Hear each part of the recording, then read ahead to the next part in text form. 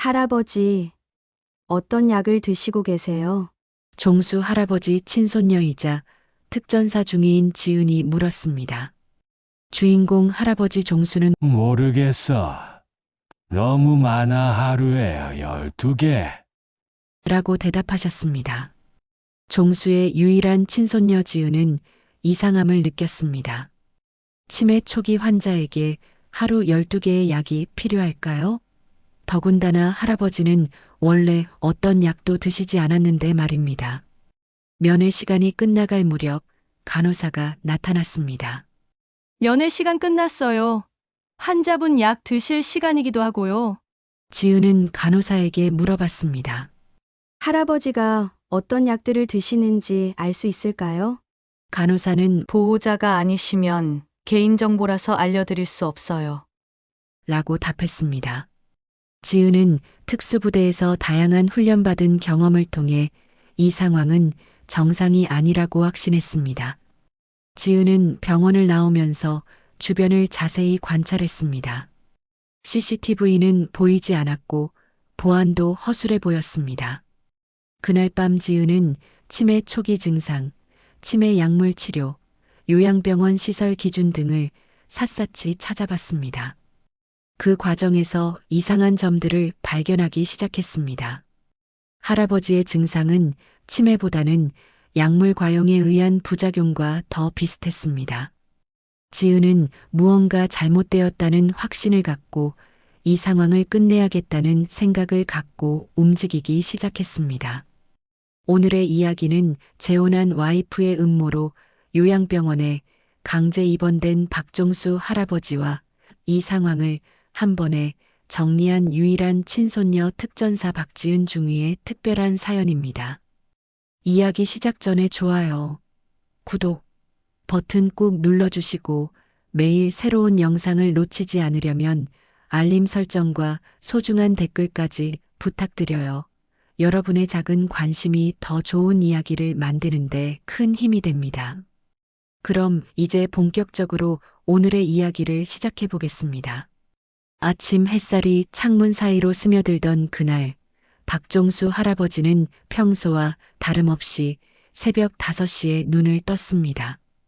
80이 넘은 나이에도 불구하고 허리는 곧았고 걸음걸이 또한 젊은이 못지않게 씩씩했죠. 매일 아침 동네 한 바퀴를 도는 것이 일과였고 신문을 읽고 십자 말풀이를 하는 것도 빼놓지 않았습니다. 재혼 아내 김숙자가 건강검진 받으러 가야 한다며 성화를 부린 지도 벌써 한 달이 넘었습니다. 종수는 50년을 함께 산 아내 순이를 잃고 나서 깊은 상실감에 빠져 있었습니다. 하나뿐인 아들 성민과 며느리 혜진마저 교통사고로 세상을 떠난 후 집은 너무나 조용했고 쓸쓸했습니다.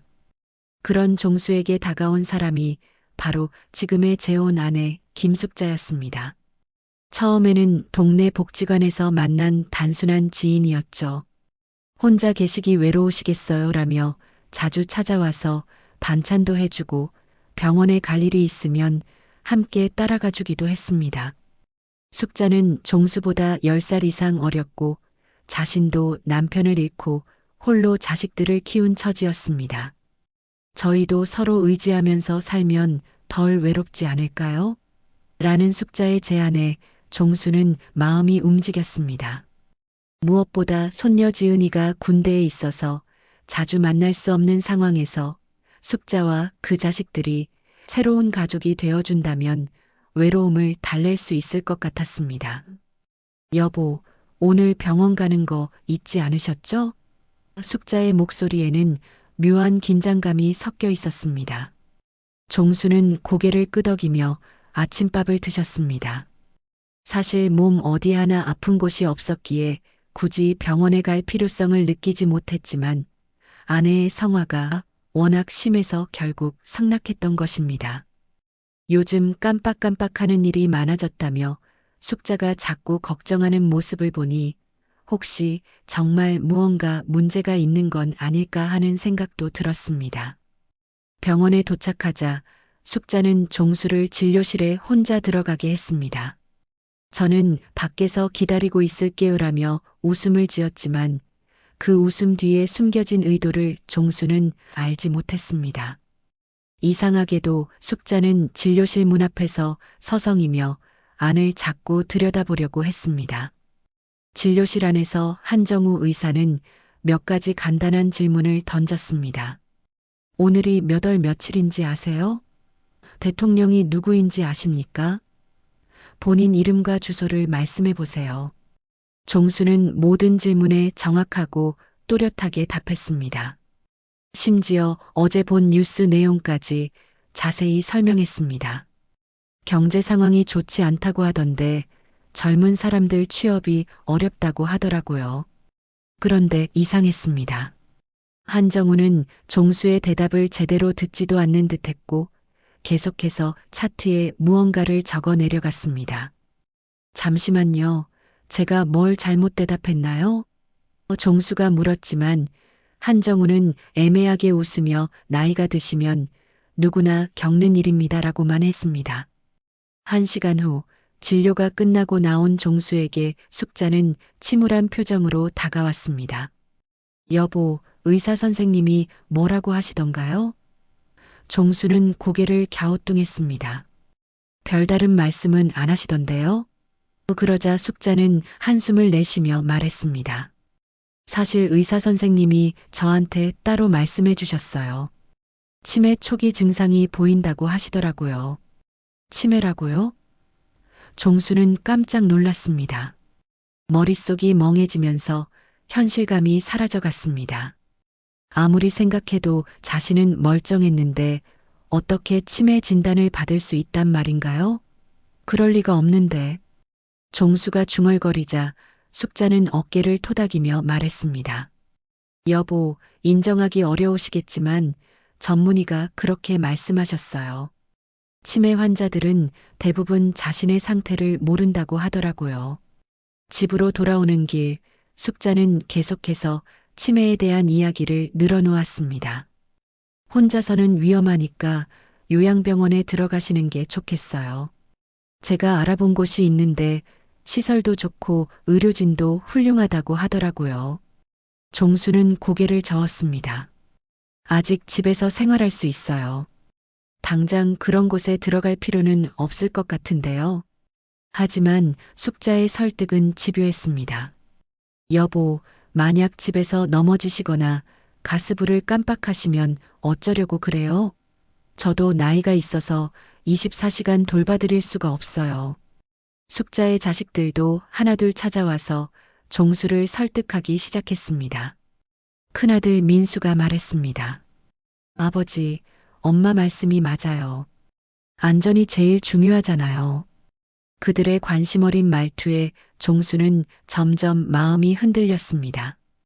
혹시 정말로 자신이 모르는 사이에 치매가 진행되고 있는 건 아닐까요? 의사가 그렇게 진단했다면 틀림없을 텐데. 외로움 때문에 만든 새 가족들이 이렇게 걱정해 주는 것을 보니 정말로 자신에게 문제가 있는 것일지도 모르겠다는 생각이 들었습니다. 결국 종수는 숙자의 제안을 받아들이기로 했습니다. 그래요. 당분간 요양병원에서 지내보겠습니다. 가족들이 걱정하는데 혼자 고집 부릴 수는 없겠네요. 숙자의 얼굴에 안도의 표정이 스쳤습니다. 현명한 결정이세요, 여보. 제가 좋은 곳으로 알아봐서 내일 당장 모시고 가겠어요. 다음 날 아침 종수는 간단한 짐만 챙겨서 요양병원으로 향했습니다. 숙자는 며칠만 계시다가 적응되시면 집에서 더 필요한 것들을 가져다 드리겠다며 서둘러 종수를 차에 태웠습니다. 종수는 창밖을 바라보며 복잡한 심경을 달랬습니다. 정말 자신에게 치매가 있는 걸까요? 아직도 믿기지 않았지만 전문의가 진단한 것이니 받아들여야 했습니다. 요양병원은 시내 외곽에 위치해 있었습니다. 생각보다 건물은 깔끔해 보였지만 어딘지 을씨년스러운 분위기가 감돌았습니다. 주변에는 다른 건물들이 거의 없어서 외딴 섬 같은 느낌이었죠. 입구에서 간호사가 나와서 종수를 맞이했습니다. 어서 오세요. 준비가 다 되어 있습니다. 간호사의 말투는 친절했지만 종수를 마치 이미 정해진 절차의 일부처럼 대하는 느낌이었습니다. 숙자는 서류를 빠르게 작성했습니다. 종수가 서류 내용을 확인하려고 하자 복잡한 것들이니까 제가 다 처리할게요라며 종수의 손을 살짝 밀어냈습니다. 보험 관련 서류도 있고 의료진 동의서도 있고 너무 복잡해요.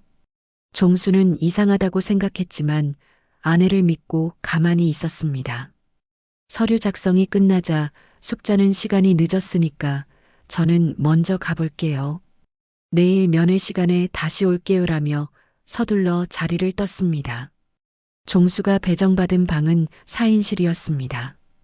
다른 어르신 3분이 이미 자리를 잡고 있었는데 모두 멍하니 천장만 바라보고 계셨습니다. 안녕하세요. 오늘부터 함께 지내게 되었습니다라고 정중하게 인사해도 제대로 반응하는 분이 없었습니다. 한 분은 계속 같은 말을 중얼거렸고 다른 분은 아예 움직이지도 않았습니다. 종수는 답답함을 느꼈습니다. 대화라도 나눌 수 있을 줄 알았는데 분위기가 너무 침울했습니다. 간호사가 종수에게 약을 가져왔습니다. 이것은 치매 진행을 늦추는 약이고 이것은 혈압약, 이것은 수면제입니다. 약봉지가 무려 5개나 되었습니다. 종수는 깜짝 놀랐습니다. 이렇게 많은 약을 먹어야 하나요? 집에서는 아무 약도 안 먹었는데요. 간호사는 의사 선생님이 처방하신 것이니까 반드시 드셔야 해요. 치매는 초기에 잡지 못하면 빠르게 악화되어라며 강하게 강조했습니다. 종수는 순순히 약을 복용했습니다. 그런데 약을 먹고 나니 머리가 멍해지기 시작했습니다. 평소 또렷했던 정신이 마치 안개에 둘러싸인 듯 흐릿해졌습니다. 이상하네, 약 때문인가? 종수가 중얼거리자 간호사는 처음에는 그럴 수 있어요. 적응하시면 괜찮아질 거예요 라고 답했습니다. 하지만 시간이 지날수록 머리는 더욱 흐릿해졌고 평소 또렷했던 기억력도 조금씩 흔들리기 시작했습니다. 점심시간이 되자 식당에서 식사를 하라고 했습니다. 종수는 다른 어르신들과 함께 식당으로 갔지만 음식은 맛이 없었고 양도 적었습니다. 국은 짜고 반찬은 시큼하고 밥은 딱딱했습니다. 집에서 먹던 음식이 그리워지네라고 혼잣말했지만 주변에서 들어주는 사람은 아무도 없었습니다. 밤이 되어서야 종수는 이곳의 진짜 모습을 알게 되었습니다. 복도에는 CCTV가 하나도 없었고 간병인들은 자리를 비우는 일이 잦았습니다. 어떤 어르신이 화장실에 가고 싶다고 호출벨을 눌러도 한참 후에야 누군가 나타났습니다. 좀 기다리세요. 바쁘니까요라는 말만 반복했습니다. 심지어 밤에는 간병인이 한 명도 없는 시간대가 있었습니다. 더욱 충격적인 것은 약물 관리였습니다. 저녁 약을 주러 온 간호사는 종수에게 아침보다 더 많은 약을 주었습니다. 이 약은 뭔가요? 아침에 안 먹던 건데요 라고 물어봐도 의사가 추가로 처방한 것이라는 답변만 돌아왔습니다. 종수는 약을 먹을 때마다 더욱 정신이 흐려지는 것을 느꼈습니다. 손발도 떨리기 시작했고 걸음걸이도 불안정해졌습니다. 며칠이 지나자 종수는 자신의 상황이 심각하게 이상하다는 것을 깨달았습니다. 분명히 치매 초기라고 했는데 왜 이렇게 많은 약을 먹어야 하는 걸까요? 그리고 왜 면회객은 숙자 외에는 아무도 오지 않는 걸까요? 종수는 손녀 지은에게 연락을 해보려고 했지만 휴대폰은 방해가 된다며 간호사가 맡아두고 있었습니다. 제 손녀에게 연락 좀 하고 싶은데요. 군대에 있어서 걱정할 것 같아요라고 요청했지만 면회 시간에 보호자를 통해서 연락하시면 됩니다라는 답변만 돌아왔습니다. 종수는 점점 고립감을 느꼈습니다. 바깥 세상과 완전히 차단된 채로 의문투성이인 약물 치료만 받고 있는 상황이었습니다. 그날 밤 종수는 잠을 이루지 못했습니다. 약 때문에 몸은 나른했지만 머릿속은 온갖 의문으로 가득했습니다. 정말로 자신에게 치매가 있는 걸까요? 아니면 다른 무언가가 잘못된 걸까요? 종수는 천장을 바라보며 답답한 마음을 달랬습니다. 유일한 친혈육인 손녀 지은을 그리워하며 언젠가는 이 상황에서 벗어날 수 있기를 간절히 바랐습니다. 종수가 요양병원에 들어간 지 일주일이 지났지만 숙자의 일상은 전혀 달라지지 않았습니다. 오히려 더욱 분주해졌죠. 매일 아침 은행을 들르는 것이 새로운 일과가 되었습니다. 할아버지 병원비 때문에라고 자식들에게 말했지만 실제로는 전혀 다른 일을 하고 있었습니다. 어머니, 오늘도 은행 가세요? 큰아들 민수가 물었습니다. 응, 아버지 통장 정리해야 할 일이 있어서. 숙자는 종수의 통장과 도장을 가방에 넣으며 대답했습니다. 종수가 요양병원에 들어가기 전에 만약을 위해서라며 미리 받아둔 것들이었습니다. 당시 종수는 가족을 믿고 맡기는 거라며 순순히 내어주었죠. 은행에 도착한 숙자는 창구 직원에게 친숙하게 인사했습니다. 안녕하세요. 오늘도 왔어요. 이미 몇 번 와서 얼굴을 익힌 터였습니다. 보험금 수령하러 오셨나요? 직원이 물었습니다.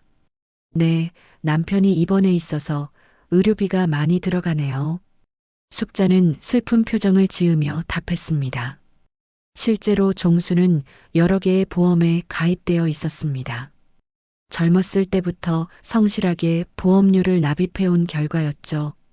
치매 진단을 받으면서 각종 의료비 지원과 간병비, 요양비까지 보험금을 받을 수 있게 되었습니다. 숙자는 이미 일주일 전부터 보험회사에 청구서를 제출해둔 상태였습니다. 이번 달에만 800만 원이 나왔네요. 은행 직원이 통장을 확인하며 말했습니다. 숙자의 눈이 반짝였습니다. 그래요? 병원비가 워낙 많이 들어서 다행이에요. 하지만 실제 요양병원비는 한 달에 200만 원 정도였습니다. 나머지 돈은 모두 숙자와 그 자식들의 생활비로 사용되고 있었습니다. 숙자는 은행에서 나와 바로 근처 카페로 향했습니다. 이미 약속된 만남이 있었기 때문입니다. 카페 구석 자리에는 정장을 입은 중년 남성이 앉아 있었습니다. 늦어서 죄송해요. 숙자가 자리에 앉자 남성이 웃으며 말했습니다. 아니에요. 일이 잘 진행되고 있나요? 이 남성은 보험 브로커 이성철이었습니다. 요양병원과도 연결되어 있고 치매 환자 가족들에게 보험금 수령 방법을 알려주는 일을 하고 있었죠. 물론 정당한 방법만은 아니었습니다. 박종수 할아버지 상태는 어떤가요? 성철이 물었습니다.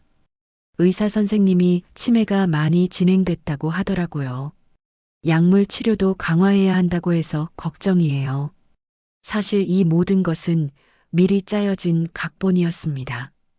종수는 전혀 치매가 아니었지만 서류상으로는 중증 치매 환자가 되어 있었습니다.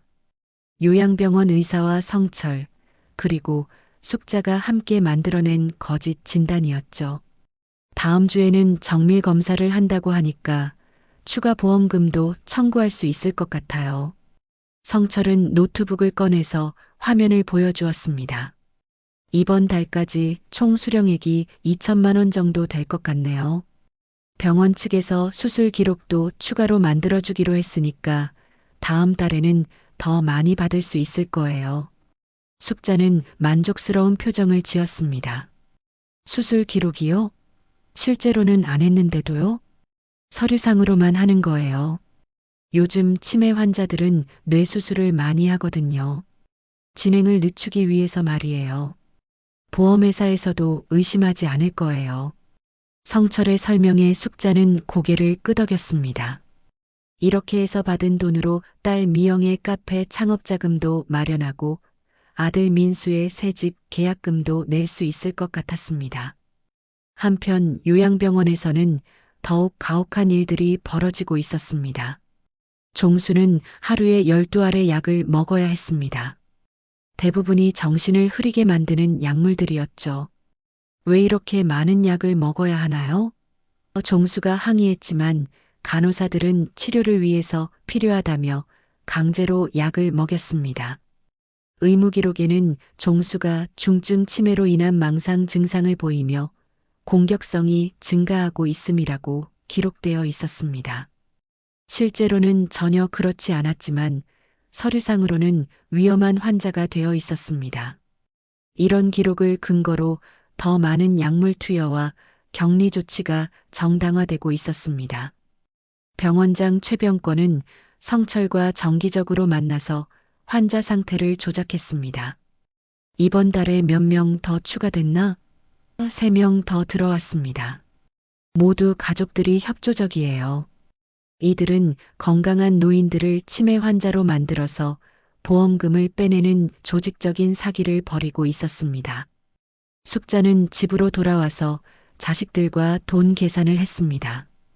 이번 달에 받은 돈으로 미영이 카페 창업자금 마련됐어. 그리고 민수 새 아파트 계약금도 낼 수 있고. 자식들은 기뻐했습니다. 엄마, 정말 다행이에요.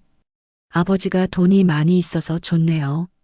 이들에게 종수는 그저 돈을 주는 존재일 뿐이었습니다. 그런데 엄마, 할아버지 면회는 언제 가실 거예요?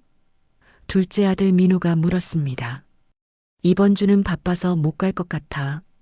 다음 주에 가볼게. 숙자는 사실 종수를 만나는 것이 부담스러웠습니다. 혹시 종수가 자신의 계획을 눈치챌까봐 걱정되었거든요. 큰딸 미영은 어머니에게 물었습니다. 엄마, 그런데 할아버지가 정말 치매가 맞아요? 결혼식 때만 해도 너무 멀쩡하셨는데. 숙자는 당황하며 답했습니다. 의사가 그렇게 진단했으니까 맞겠지. 치매는 갑자기 악화되기도 한다고 하더라. 종수는 요양병원에서 하루하루를 버티고 있었습니다. 약물 때문에 정신이 흐릿해졌지만 아직 완전히 포기하지는 않았습니다. 언젠가는 손녀 지은이 자신을 찾으러 올 거라는 희망을 품고 있었죠. 하지만 숙자와 성철들의 계획은 점점 더 정교해지고 있었고 종수를 둘러싼 거짓말의 그물망은 더욱 촘촘해지고 있었습니다. 종수 할아버지의 유일한 친손녀 박지은 중이는 부대에서 한 달간의 혹독한 훈련을 마치고 드디어 휴가를 받았습니다. 특수부대 훈련 특성상 외부와의 연락이 완전히 차단되어 있었기 때문에 할아버지 종수와 연락이 안 된 지도 벌써 한 달이 넘었습니다. 할아버지께서 걱정하고 계실 텐데. 지은은 부대 문을 나서자마자 할아버지에게 전화를 걸었습니다. 여보세요? 할아버지? 하지만 전화벨만 계속 울렸습니다. 종수는 항상 전화를 받으시던 분이었는데 이상했습니다. 지은은 다시 한번 전화를 걸어봤지만 여전히 받지 않았습니다. 혹시 몸이 안 좋으신가? 불안한 마음이 들기 시작했습니다. 평소 할아버지는 전화벨이 2번만 울려도 바로 받으셨는데 이렇게 연락이 안 되는 일은 처음이었습니다. 지은은 급히 고향으로 향하는 버스에 몸을 맡겼습니다. 버스에서도 계속해서 할아버지 전화를 시도했지만 번번이 실패했습니다. 그러다가 문득 재혼 할머니 숙자에게 연락해보기로 했습니다. 할머니, 저예요. 할아버지는 어디 계세요? 전화를 안 받으시네요. 숙자의 목소리에는 당황스러운 기색이 역력했습니다. 아, 그게 할아버지가 요양병원에 가 계셔. 요양병원이요? 지은은 깜짝 놀랐습니다. 한 달 전만 해도 할아버지는 너무나 건강하셨는데 갑자기 요양병원에 들어가실 정도로 몸이 안 좋아지셨다는 말인가요? 무슨 일이 있으셨어요? 지은의 목소리에는 걱정이 가득했습니다. 숙자는 잠시 망설이다가 대답했습니다. 치매 진단을 받아서 안전을 위해 요양병원에 있어. 치매라고요? 지은은 믿을 수 없었습니다.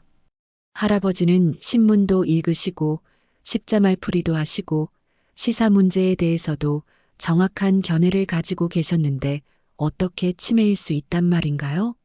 숙자는 의사가 그렇게 진단했으니까 틀림없을 거야. 요즘 많이 안 좋아졌어라고 답했습니다. 지은은 바로 요양병원 주소를 물어봤습니다. 숙자는 주소를 알려주면서도 면회 시간이 정해져 있으니까 미리 연락하고 가는 게 좋을 거야 라며 조심스럽게 말했습니다.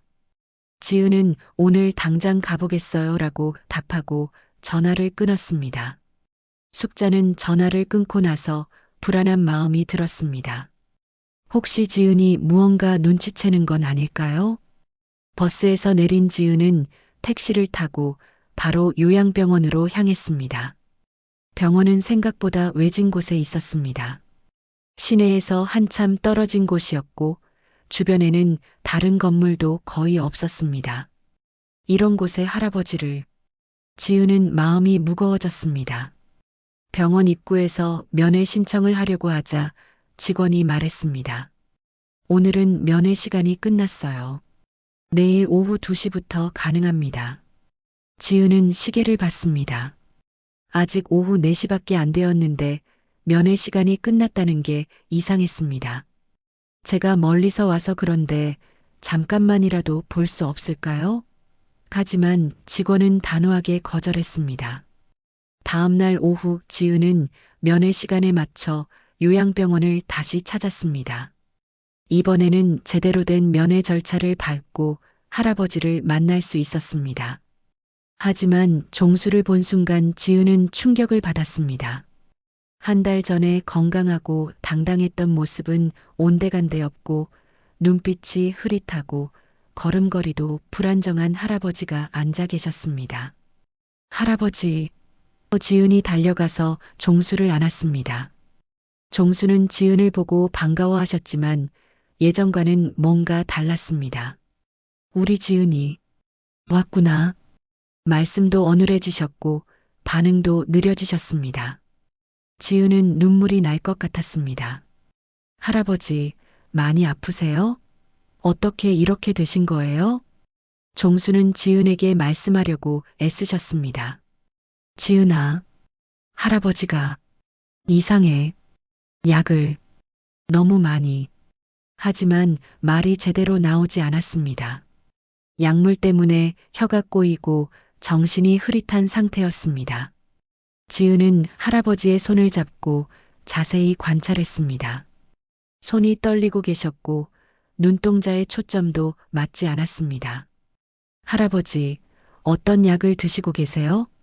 지은이 물었습니다. 종수는 모르겠어. 너무 많아. 하루에 12개 라고 대답하셨습니다. 지은은 이상함을 느꼈습니다. 치매 초기 환자에게 하루 12개의 약이 필요할까요? 더군다나 할아버지는 원래 어떤 약도 드시지 않았는데 말입니다. 면회 시간이 끝나갈 무렵 간호사가 나타났습니다. 면회 시간 끝났어요. 환자분 약 드실 시간이기도 하고요. 지은은 간호사에게 물어봤습니다. 할아버지가 어떤 약들을 드시는지 알 수 있을까요? 간호사는 보호자가 아니시면 개인정보라서 알려드릴 수 없어요라고 답했습니다. 지은은 할아버지와 헤어지면서 마음속으로 다짐했습니다. 뭔가 이상한 일이 벌어지고 있는 것 같았습니다. 할아버지가 갑자기 이렇게 변할 리가 없었습니다.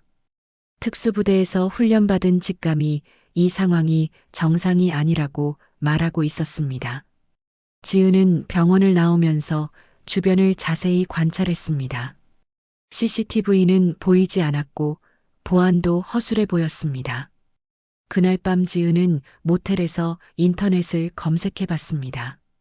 치매 초기 증상, 치매 약물 치료, 요양병원 시설 기준 등을 샅샅이 찾아봤습니다. 그 과정에서 이상한 점들을 발견하기 시작했습니다. 할아버지의 증상은 치매보다는 약물 과용에 의한 부작용과 더 비슷했습니다. 지은은 무언가 잘못되었다는 확신을 갖기 시작했습니다. 지은은 모텔에서 밤새 할아버지의 상황을 분석했습니다. 특수부대에서 배운 정보 수집 기법을 동원해서 체계적으로 접근하기로 했습니다. 뭔가 조직적인 냄새가 나는데 지은은 노트북을 열고 할아버지의 증상과 치매 초기 증상을 비교 분석했습니다. 그 결과 종수의 상태는 치매보다는 약물 중독에 가까웠습니다. 다음 날 아침 지은은 먼저 할아버지가 진료받았던 병원을 찾아갔습니다. 치매 진단을 내린 의사 한정우를 직접 만나보기로 한 것입니다. 하지만 접수 창구에서 그 의사는 더 이상 근무하지 않는다는 답변을 들었습니다. 언제부터 안 계시는 건가요? 지은이 물었습니다. 한 달 전쯤부터요. 갑자기 그만두셨어요. 지은은 이상함을 느꼈습니다. 할아버지가 진료받은 지 한 달이 지났는데 담당 의사가 갑자기 사라졌다는 것은 우연치고는 너무 이상했습니다. 혹시 한정우 선생님 연락처를 알 수 있을까요? 하지만 병원 측은 개인정보라며 알려줄 수 없다고 했습니다. 지은은 병원 주변을 돌아다니며 정보를 수집했습니다. 근처 약국에서 중요한 정보를 얻었습니다. 요즘 그 병원에서 이상한 처방전이 많이 나온다는 이야기였습니다. 치매 환자라고 하는데 약이 너무 많아서요. 보통 치매 초기에는 이렇게 많은 약을 안 쓰거든요. 약사의 말에 지은은 더욱 확신을 갖게 되었습니다. 오후에 지은은 다시 요양병원을 찾았습니다. 이번에는 면회가 목적이 아니라 병원 내부를 탐색하는 것이 목표였습니다. 면회 시간에 맞춰 들어간 후 화장실을 핑계로 복도를 돌아다녔습니다. 복도 곳곳을 살펴보니 정말로 CCTV가 하나도 없었습니다.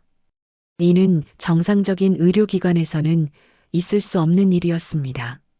지은은 간호사실 근처에서 들린 대화에 귀를 기울였습니다. 오늘 새로 들어온 환자 약물 조절 어떻게 할까요? 최병권 원장이 시키는 대로 하면 돼. 어차피 가족들도 모르니까. 지은은 충격을 받았습니다. 이들이 환자들에게 임의로 약물을 투여하고 있다는 증거였습니다. 지은은 할아버지 방으로 가서 의무기록지를 몰래 확인해 보려고 했습니다. 간호사가 잠깐 자리를 비운 사이 종수 침대 옆 서류철을 펼쳐봤습니다. 그곳에는 충격적인 내용이 적혀 있었습니다. 중증 치매 환자, 공격성 심함, 24시간 격리 필요라고 기록되어 있었던 것입니다. 이게 말이 되나? 지은은 분노했습니다. 할아버지는 절대 공격적인 분이 아니셨고 중증 치매는 더더욱 아니었습니다. 지은은 휴대폰으로 의무기록지를 몰래 촬영했습니다. 약물 처방 내역도 함께 촬영했는데 하루 12알의 약 중 대부분이 강력한 정신과 약물이었습니다. 갑자기 간호사가 나타났습니다. 여기서 뭐 하세요? 지은은 태연하게 답했습니다. 할아버지가 약 드시는 시간이 언제인지 물어보려고 했어요. 간호사는 의심스러운 눈초리로 지은을 바라봤습니다. 면회객은 환자실에만 있어야 해요. 다른 곳 돌아다니시면 안 됩니다. 할아버지를 만나서 지은은 조심스럽게 물어봤습니다. 할아버지, 여기 오기 전에 어떤 검사를 받으셨어요? 종수는 흐릿한 정신으로 대답하셨습니다. 기억이 잘 안 나. 의사가 이상한 질문들. 대답 안 들어줘. 지은은 할아버지의 손을 꼭 잡고 말했습니다. 할아버지, 제가 꼭 여기서 빼드릴게요. 조금만 기다리세요. 면회를 마치고 나온 지은은 부대 선임 이상훈 대위에게 전화를 걸었습니다. 대위님, 저예요. 긴급 상황이 생겨서 도움이 필요합니다. 상훈은 무슨 일이야? 박지은 중위위 휴가 중인데? 지은은 상황을 간략하게 설명했습니다. 민간인 신분으로는 한계가 있어서요. 군 정보망을 통해 확인할 수 있는 게 있을까요? 상우는 잠시 생각하더니 말했습니다. 의료기록 조작이나 보험 사기 관련해서는 우리 쪽 정보망으로도 확인 가능해. 병원 이름이나 관련 인물들 신상을 보내봐. 지은은 즉시 수집한 정보들을 정리해서 전송했습니다. 요양병원 이름, 병원장 최병권, 그리고 할아버지 진료했던 의사 한정우 이름까지 말입니다. 몇 시간 후 상훈에게서 연락이 왔습니다. 야, 이거 심각한 사안이야. 그 병원이 수상한 곳으로 여러 번 신고된 적이 있어. 그리고 내가 말한 한정우는 의료진 면허 정지 이력이 있는 사람이야. 지은은 예상했던 대로였다며 안도했습니다. 더 자세한 정보 있어요? 보험 사기 관련해서도 수사선상에 오른 적이 있다고 해. 하지만 증거 불충분으로 무혐의 처리됐어. 그런데 내 할아버지 사건이 새로운 증거가 될 수 있을 것 같은데? 상훈의 말에 지은은 희망을 느꼈습니다. 그럼 어떻게 해야 할까요? 일단 더 많은 증거를 수집해야 해. 의무기록지, 약물 투여 현황, 보험금 수령 내역 같은 것들 말이야. 그리고 가능하면 병원 내부 녹음이나 영상 자료도 있으면 좋고. 상우는 구체적인 방법을 제시했습니다. 하지만 불법적인 방법은 쓰지 마.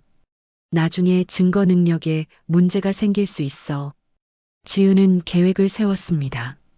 내일 다시 병원을 방문해서 더 많은 정보를 수집하고 특히 약물 투여 과정을 직접 확인해 보기로 했습니다. 그리고 숙자의 금융 거래 내역도 확인해 봐야 했습니다. 할아버지 보험금이 어떻게 사용되고 있는지도 확인해야겠어. 그날 밤 지은은 모든 정보를 정리했습니다. 지금까지 수집한 증거들을 체계적으로 분류하고 앞으로 필요한 증거들의 목록을 만들었습니다. 할아버지를 구출하기 위한 작전이 본격적으로 시작되는 순간이었습니다. 지은은 창밖을 바라보며 각오를 다졌습니다. 할아버지, 조금만 더 기다리세요. 제가 반드시 진실을 밝혀내겠습니다. 다음 날 새벽 지은은 치밀한 계획을 세웠습니다. 특수부대에서 배운 잠입 기술을 활용해서 요양병원에 몰래 들어가기로 한 것입니다. 면회 시간이 아닌 때에 병원 내부를 탐색하고 결정적인 증거를 확보해야 했습니다. CCTV가 없다는 건 오히려 기회야. 지은은 병원 주변을 정찰하며 침입 경로를 파악했습니다. 오후 늦은 시간 지은은 병원 뒤편 창고 쪽으로 접근했습니다. 경비가 허술한 틈을 타서 건물 안으로 들어갔습니다. 복도는 조용했고 간병인들도 대부분 휴게실에 모여 있었습니다. 지은은 조심스럽게 병원장 최병권의 사무실을 찾아갔습니다. 문이 잠겨 있었지만 특수부대에서 배운 기술로 조용히 열 수 있었습니다. 병원장실 책상 위에는 충격적인 서류들이 놓여 있었습니다. 환자 명단 및 보험금 수령 현황이라는 제목의 파일이었습니다. 지은은 휴대폰으로 서류를 촬영하기 시작했습니다. 할아버지 박종수 이름도 그 목록에 있었고 옆에는 월 800만 원 수령 중이라고 적혀 있었습니다. 더욱 놀라운 것은 다른 환자들의 명단이었습니다. 총 20명의 환자가 있었는데 모두 치매 진단 후 요양병원에 입원한 사람들이었습니다. 각자 월 500만 원에서 1000만 원까지의 보험금을 받고 있었습니다. 이건 완전히 조직적인 사기네. 지은은 분노를 느꼈습니다. 지은은 계속해서 서류를 뒤졌습니다. 그러다가 브로커 수수료 지급 현황이라는 파일을 발견했습니다. 매달 보험금의 30%를 브로커 이성철에게 20%를 병원에서 가져가고 있었습니다. 나머지 50%만 가족들에게 주어지고 있었던 것입니다. 지은은 모든 내용을 빠짐없이 촬영했습니다. 갑자기 복도에서 발소리가 들렸습니다. 지은은 재빨리 서류를 원래 자리에 놓고 책상 아래로 숨었습니다. 최병권이 누군가와 통화하며 방으로 들어왔습니다. 네, 이번 달에도 계획대로 진행되고 있습니다. 새로 들어온 환자 3명 모두 보험금 청구 완료했고요. 가족들은 의심 안 하나요? 전화 너머 목소리가 들렸습니다. 병권이 답했습니다. 전혀요. 치매라고 하니까 다들 믿어요. 약물로 정신을 흐리게 해놓으니까 가족들이 봐도 정말 치매 같거든요. 지은은 몸이 떨렸습니다. 이들이 얼마나 잔인한 짓을 하고 있는지 직접 들은 것입니다. 그런데 최근에 한 환자 손녀가 자꾸 찾아온다고 하던데요. 전화 목소리가 다시 들렸습니다. 병권은 그 군인 나온 여자요? 좀 신경 쓰이긴 하지만 증거는 없을 거예요. 게다가 환자 보호자도 아니라서 의무 기록도 못 보거든요. 지은은 자신이 이미 감시당하고 있다는 것을 깨달았습니다. 하지만 이미 결정적인 증거들을 확보했으니 상관없었습니다. 병권이 전화를 끊고 방을 나간 후 지은은 조심스럽게 일어났습니다. 이제 약물 투여 현장을 직접 확인해야 했습니다. 지은은 약품실로 향했습니다. 문이 열려 있어서 안으로 들어갔습니다. 선반에는 온갖 종류의 약물들이 가득했습니다. 대부분이 강력한 정신과 약물이었습니다. 지은은 약물 라벨들을 확인했습니다. 이런 약들은 정상인에게 투여하면 심각한 부작용을 일으킬 수 있는 것들이었습니다. 약품실 한쪽에는 환자별 투여 계획표가 붙어 있었습니다. 박종수 이름을 찾아보니 의식 저하 유지를 위해 용량 증량 필요라고 적혀 있었습니다. 지은은 이 계획표도 촬영했습니다. 이것은 할아버지가 의도적으로 약물 중독 상태로 만들어지고 있다는 명백한 증거였습니다. 지은은 간호사실로 이동했습니다. 야간 간호사들이 휴게실에서 쉬고 있는 사이 컴퓨터에 접근할 수 있었습니다. 다행히 로그오프되지 않은 상태였습니다. 지은은 할아버지의 전자 의무 기록을 열어봤습니다. 화면에는 가짜 진료 기록들이 가득했습니다. 환자 상태 급격히 악화, 공격성 증가로 인한 격리 필요, 가족 면회 시 혼란 야기하여 면회 제한 권고 같은 거짓 내용들이 적혀 있었습니다. 지은은 이 모든 것을 스크린샷으로 남겼습니다. 심지어 수술 기록까지 조작되어 있었습니다. 실제로는 하지도 않은 뇌수술이 기록되어 있었던 것입니다. 이제 마지막으로 할아버지 방에 소형 녹음기를 설치해야 했습니다. 약물 투여 과정을 직접 녹음할 계획이었습니다. 지은은 조심스럽게 종수의 방으로 이동했습니다. 할아버지는 깊이 잠들어 계셨습니다. 약물 때문에 의식이 거의 없는 상태였습니다. 지은은 침대 아래쪽에 작은 녹음 장치를 숨겼습니다. 이 장치는 며칠간 작동할 수 있는 배터리를 가지고 있었습니다. 간호사들이 할아버지에게 약을 주면서 나누는 대화들이 모두 녹음될 것입니다. 지은은 할아버지의 손을 살짝 잡고 속삭였습니다. 할아버지, 곧 끝날 거예요. 모든 증거 수집을 마친 지은은 병원을 빠져나왔습니다. 새벽 공기가 차갑게 느껴졌지만 마음은 뜨거웠습니다. 이제 충분한 증거를 확보했습니다. 조작된 의무 기록, 보험금 횡령 증거, 약물 남용 실태, 그리고 조직적 사기의 전모까지 모든 것을 파악했습니다. 지은은 모텔로 돌아가서 즉시 상훈에게 연락했습니다. 선임, 결정적인 증거들을 확보했어요. 이제 본격적인 수사를 요청할 수 있을 것 같습니다. 상훈은 잘했어. 내일 당장 군수사부와 연결해 줄게. 이 정도 증거면 충분히 사건화할 수 있어. 지은은 마침내 희망을 느꼈습니다. 할아버지를 구출할 날이 얼마 남지 않았습니다. 다음 날 오전 지은은 상훈을 통해 군수사부와 연결되었습니다. 수사관 김태훈 경감은 지은이 제출한 증거들을 보고 즉시 사건의 심각성을 인지했습니다. 이 정도면 조직적 보험 사기로 충분히 기소할 수 있습니다. 그런데 현장 증거를 확보하려면 합동 수사가 필요해요. 태유는 신중하게 말했습니다. 지은은 녹음기에서 나온 추가 증거도 제출했습니다. 간호사들이 종수에게 약을 주면서 오늘은 좀 더 많이 줘야겠어. 너무 정신이 또렷해라고 말하는 음성이 선명하게 녹음되어 있었습니다. 수사관들은 이 증거에 더욱 확신을 가졌습니다. 완벽한 증거네요. 이제 현장 급습만 남았습니다. 수사팀은 치밀한 작전 계획을 세웠습니다. 요양병원뿐만 아니라 브로커 이성철의 사무실, 재혼 아내, 김숙자의 집까지 동시에 급습하기로 했습니다. 증거 인멸을 막으려면 모든 곳을 동시에 압수수색해야 해요. 지은은 작전에 동참할 수 있게 해달라고 요청했습니다. 할아버지를 직접 구출하고 싶어요. 작전일 당일 지은은 수사팀과 함께 요양병원 앞에서 대기했습니다. 오전 10시 정각 작전 개시라는 신호와 함께 수사관들이 병원으로 진입했습니다. 지은도 함께 들어가서 할아버지가 계신 방으로 직접 향했습니다. 병원 직원들은 갑작스러운 상황에 당황했습니다.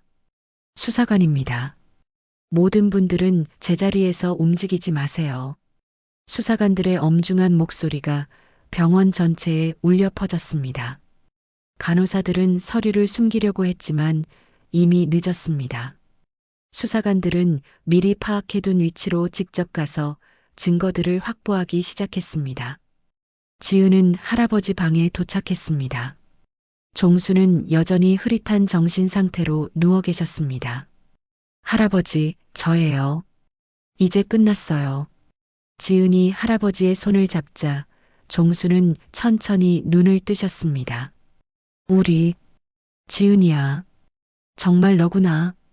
할아버지의 음성은 여전히 어눌했지만 손녀를 알아보시는 것 같았습니다. 병원장실에서는 치열한 공방이 벌어지고 있었습니다. 최병권은 환자들을 제대로 치료하고 있다며 항변했지만 수사관들은 이미 모든 증거를 확보한 상태였습니다. 이건 환자 명단이 아니라 사기 대상자 명단이군요. 수사관이 서류를 들어보이며 말했습니다. 약품실에서는 더욱 충격적인 증거가 발견되었습니다. 정상인에게 투여하면 안 되는 고용량의 정신과 약물들이 대량으로 보관되어 있었고 환자별 의식 조절 매뉴얼까지 발견되었습니다. 이건 완전한 약물 남용이에요. 의료진 자격도 의심스럽네요. 수사관이 분노하며 말했습니다. 한편 숙자의 집에서도 동시에 수색이 진행되고 있었습니다. 숙자는 무슨 일인지 모르겠다며 발뺌했지만 통장과 보험금 수령 내역이 모두 발견되었습니다. 자식들도 하나둘 연행되기 시작했습니다. 엄마, 이게 뭔 일이에요? 딸 미영이 울먹이며 물었지만 숙자는 답하지 못했습니다. 성철의 사무실에서는 더욱 체계적인 사기 조직의 실체가 드러났습니다. 컴퓨터에는 수십 명의 표적 리스트가 저장되어 있었고 각 표적별로 접근 방법과 예상 수익까지 계산되어 있었습니다. 이건 단순한 보험 사기가 아니라 조직적인 범죄네요. 수사관들은 경악했습니다. 요양병원으로 돌아온 지은은 할아버지와 함께 구급차에 탔습니다. 할아버지, 이제 정말 안전한 병원으로 가요. 거기서 제대로 치료받으실 수 있어요. 종수는 지은의 손을 꼭 잡고 계셨습니다. 비록 말씀은 어눌하셨지만 눈빛에는 안도감이 스며 있었습니다. 정식병원 응급실에서 종수는 정밀 검사를 받았습니다.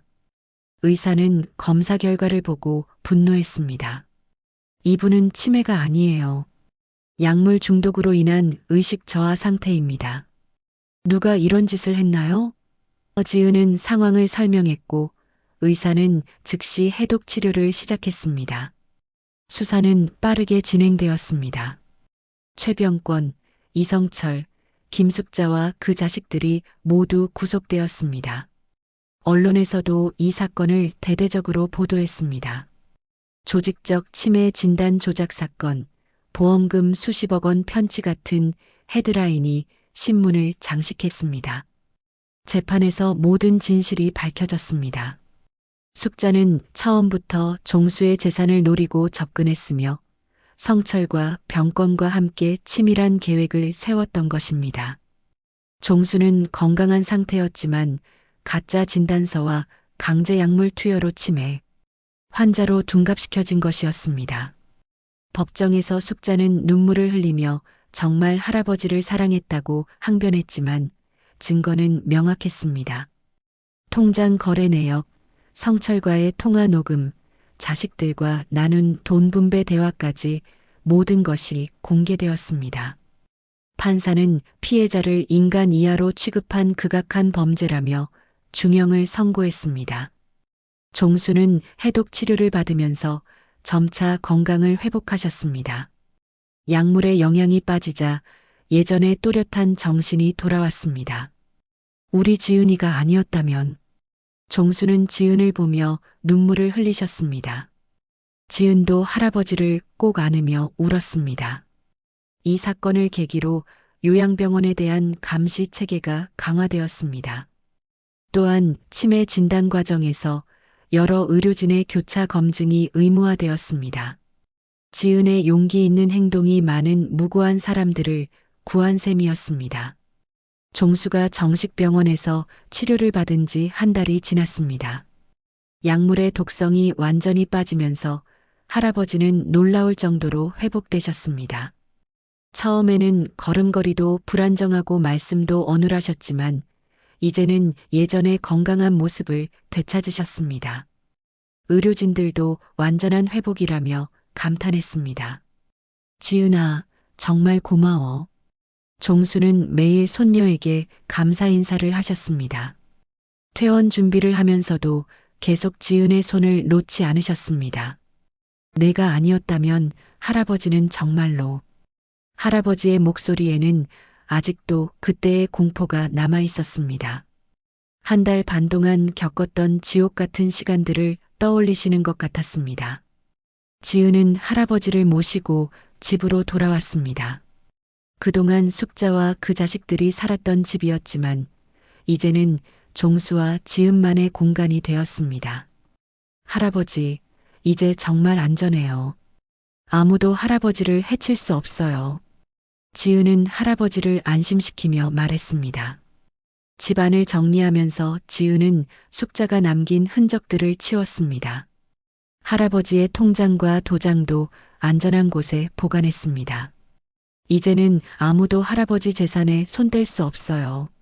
종수는 고개를 끄덕이시며 앞으로는 너만 믿고 살겠다고 말씀하셨습니다. 저녁 시간 할아버지와 손녀는 오랜만에 함께 식사를 했습니다. 종수가 직접 만드신 된장찌개와 김치찌개가 식탁에 올랐습니다. 할아버지, 요리도 이렇게 잘하세요? 지은이 놀라며 물었습니다. 그럼 할아버지가 누구야? 너희 할머니한테 배운 거야. 종수는 자랑스럽게 말씀하셨습니다. 그런데 지은아, 너는 언제 다시 부대로 가야 하니? 종수가 걱정스럽게 물으셨습니다. 지은은 휴가를 연장받았어요. 할아버지 완전히 회복하실 때까지는 곁에 있을 거예요 라고 답했습니다. 할아버지의 얼굴에 안도의 표정이 스쳤습니다. 며칠 후 검찰에서 연락이 왔습니다. 숙자와 성철, 병권에 대한 재판이 시작된다는 소식이었습니다. 종수는 증인으로 법정에 서야 했습니다. 할아버지, 무서우시면 제가 함께 가겠어요. 지은이 말했지만 종수는 괜찮다. 진실을 말해야지라며 용기를 내셨습니다. 법정에서 종수는 당당하게 증언하셨습니다. 저는 치매가 아니었습니다. 그들이 저를 속여서 요양병원에 보냈고 억지로 약을 먹였습니다. 할아버지의 증언을 들은 방청객들은 분노했습니다. 숙자는 고개를 숙인 채 종수를 바라보지도 못했습니다. 재판에서 숙자는 정말 할아버지를 사랑했다며 눈물을 흘렸지만 증거는 명확했습니다. 보험금 수령 내역, 성철과의 통화 녹음, 자식들과 나눈 돈 분배 대화까지 모든 것이 공개되었습니다. 판사는 인간의 존엄성을 짓밟은 극악한 범죄라며 중형을 선고했습니다. 재판이 끝난 후 종수와 지은은 집으로 돌아왔습니다. 이제 정말 끝났네요, 할아버지. 지은이 말하자 종수는 깊은 한숨을 내쉬셨습니다. 그래, 이제야 마음이 놓인다. 하지만 앞으로는 더 조심해야겠어. 할아버지는 이번 일을 통해 많은 것을 배우셨습니다. 그날 밤 할아버지와 손녀는 거실에서 차를 마시며 이야기를 나누었습니다.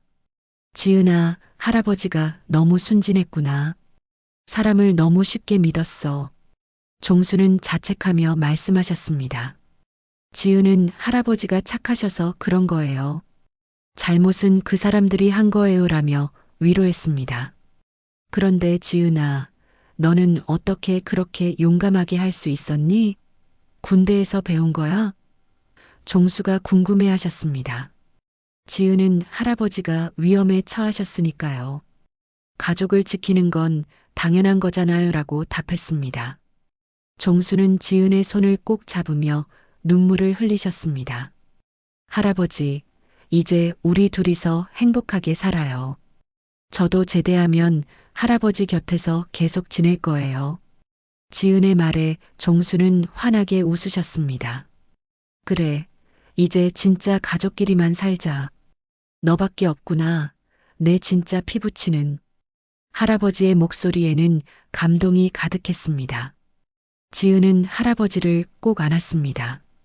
두 사람은 아무 말 없이 서로를 껴안고 있었습니다. 그동안 겪었던 모든 고통과 두려움이 사라지고 오직 서로에 대한 사랑만이 남았습니다. 창밖으로는 따뜻한 석양이 지고 있었고 새로운 시작을 알리는 듯 했습니다. 할아버지, 사랑해요. 지은이 속삭였습니다. 나도 사랑한다. 우리 지은아. 종수도 대답하셨습니다. 두 사람은 서로를 바라보며 미소를 지었습니다. 이제 정말로 평화로운 일상이 시작될 것 같았습니다. 그들의 이야기는 많은 사람들에게 용기를 주었습니다. 가족을 지키기 위한 지은의 용기와 역경을 이겨낸 종수의 강인함이 사회에 큰 감동을 주었습니다. 무엇보다 진짜 가족의 소중함을 다시 한번 깨닫게 해주는 이야기였습니다. 화면이 서서히 어두워지면서 할아버지 박종수와 손녀 박지은이 함께 웃고 있는 모습이 마지막 장면으로 남았습니다. 진정한 가족 사랑의 승리였습니다.